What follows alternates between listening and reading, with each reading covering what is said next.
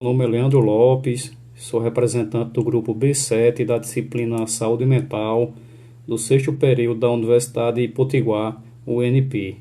Estamos aqui apresentando nossa atividade prática supervisionada, falando um pouco para vocês sobre o transtorno afetivo bipolar. Transtorno afetivo bipolar. O que você precisa saber sobre tal transtorno? Primeiramente, é importante ressaltar e diferenciar um conceito que é muito utilizado pela população, que usa o termo transtorno bipolar, quando uma pessoa está triste e do nada fica feliz, né? É o que conhecemos na área da medicina como labilidade de humor. E as pessoas usam o termo transtorno bipolar para definir essas situações de pessoas que se comportam dessa forma. E isso é errado, né? Porque cientificamente o transtorno afetivo bipolar, como iremos apresentar, é totalmente diferente dessa definição tão simplista que a população determina, né? Então vamos à definição. O transtorno afetivo bipolar, ele afeta o humor, é caracterizado pelos períodos de mania ou depressão, né? E existe o tipo 1 e o tipo 2. O TAB tipo 1 é caracterizado pela presença de pelo menos um episódio maníaco, podendo apresentar ou não os episódios de depressão. Mais adiante iremos dar mais detalhes sobre o que é mania, o que é hipomania e o que seria depressão, para ficar um pouco mais claro.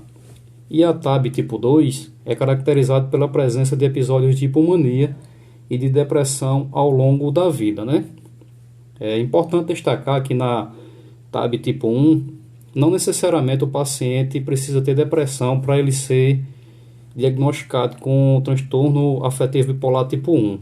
Já no tipo 2, é obrigatório o paciente ter pelo menos um episódio de hipomania e um de depressão. Vamos agora caracterizar o que significa cada momento da doença, pois é muito importante definir bem e saber identificar no paciente essas situações para poder enquadrar qual o diagnóstico correto, pois o tratamento vai ser totalmente diferente em um paciente com transtorno afetivo bipolar para um paciente apenas com depressão unipolar, né? Então, a mania é um período de humor elevado com duração mínima de uma semana, caracterizado pela presença destes sintomas: autoestima elevada, insônia, o paciente pode ficar muito falante, apresenta fogo de ideias, pode apresentar sintomas psicóticos, comportamentos atípicos, pode nos gerar internações ou não. A hipomania, ele apresenta sintomas muito parecidos com a mania, né? Mas ele não vai ter a questão da psicose e os efeitos, esses outros sintomas, ele pode aparecer de uma forma muito branda. É muito importante o profissional de saúde que vai atender o paciente saber diferenciar e saber fazer uma história psíquica, uma anamnese bem feita, para definir se o paciente teve uma mania ou uma hipomania, pois isso vai ser fundamental para diagnosticar o paciente em TAB tipo 1 ou tipo 2, né? Geralmente na mania o paciente ele vai sair tanto do padrão de normalidade dele que as pessoas em sua volta irão perceber, né? Por exemplo, é um paciente que ele é muito responsável com suas finanças e do nada ele começa a apresentar um padrão muito gastador, além do seu poder aquisitivo, sendo totalmente irresponsável, né? E já na hipomania são sintomas mais sutis, pode ser que o paciente passe despercebido da sua situação normal para esse padrão de hipomania, né? É muito delicado fazer essa definição. E agora vamos definir qual o critério para o paciente ele ser diagnosticado com a depressão, né? A depressão, existem critérios bem definidos quando se vai dar o diagnóstico, né? Ele tem que ter pelo menos um sintoma obrigatório, ele tem que ter um humor deprimido ou uma marcada diminuição do interesse ou prazer na maioria das atividades ou todas elas de que o paciente costumava realizar. É chamado de anedonia. Por exemplo, um paciente que gostava muito de jogar futebol, nesse período que ele começa sintomas de depressão, ele ele não tem mais interesse dessa atividade, apenas citando como exemplo.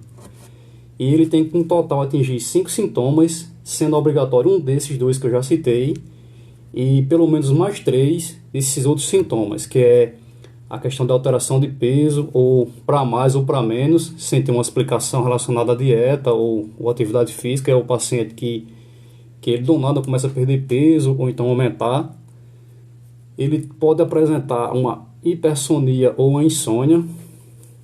Ele pode apresentar também agitação, depressão psicomotora, fadiga ou sensação de perda de energia, sentimento de inutilidade ou culpa excessiva, indecisão ou dificuldade para se concentrar e pensamentos de morte recorrentes ou ideação suicida, né?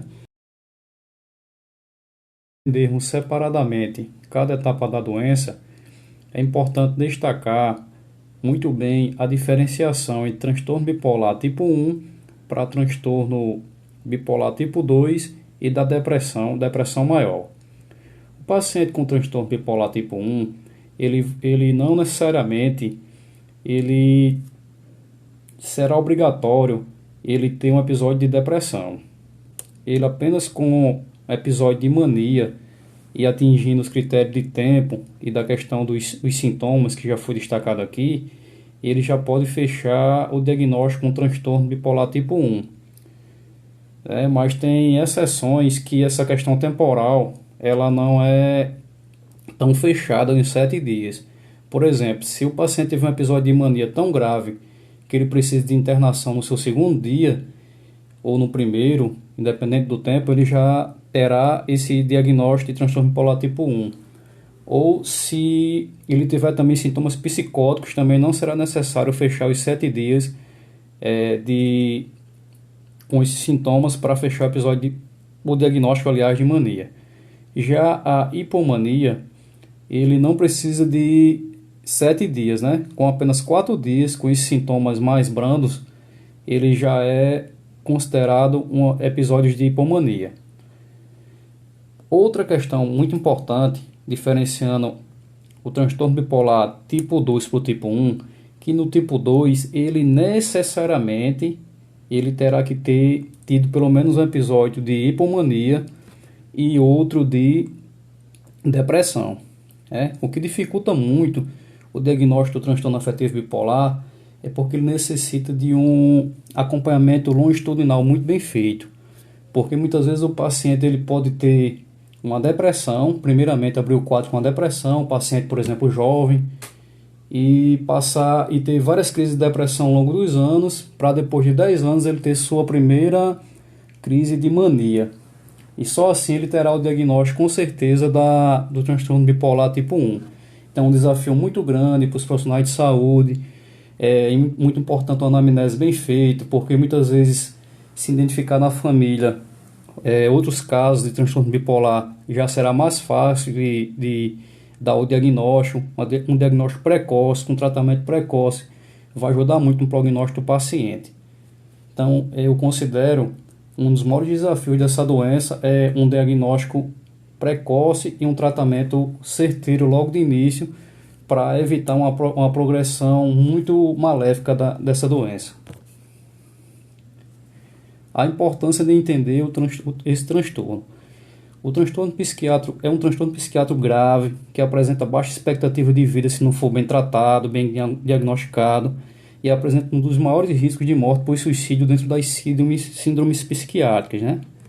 Então, hoje em dia, com essa crescente escalada do número de suicídios no Brasil e no mundo, está aí uma grande importância de nós, como profissionais de saúde, o paciente também entender uma psicoeducação, entender sua doença, para que o mais rápido possível, ao se identificar os sintomas, procurar ajuda e evitar um desfecho muito desfavorável, muito triste, né, e muito fatal, que seria um suicídio. Então, como buscar ajuda? Então, essa fala fica especialmente para os pacientes. Procure um profissional de saúde especializado em saúde mental, como um psiquiatra de sua confiança, ou um psicólogo. Se você não tem condições de ter um de forma particular, procure um pelo SUS, nos centros de atenção psicossocial da sua localidade. O tratamento ele se baseia em psicoterapia, dependendo da gravidade, junto com a farmacoterapia, né? Assim como as doenças do corpo, é importante destacar que as doenças mentais também devem ser tratadas com bastante seriedade, em virtude da gravidade e do risco à vida que elas oferecem.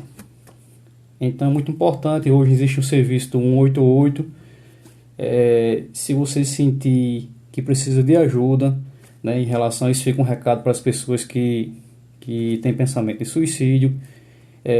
Ligue 188, que você terá total sigilo, uma pessoa irá lhe atender e irá conversar com você e dar as orientações e o apoio necessário para você prosseguir. Então, muito obrigado.